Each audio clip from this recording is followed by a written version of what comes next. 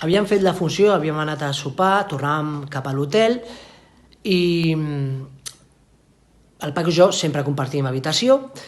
Arribem a la nostra habitació, ell obre amb la clau, obrim el llum i de sobte trobem els nostres llits, el de Paco i el meu, a cadascun una persona, que s'incorpora amb els ulls molt oberts.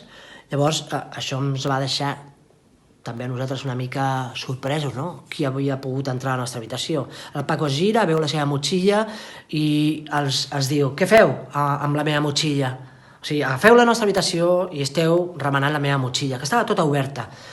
Llavors, tot això va començar a no quadrar-me al cap, tiro cap enrere, miro el número d'habitació i resulta que érem un pis per sobre de la nostra. No sé per què, però la nostra clau havia obert una habitació per sobre la nostra.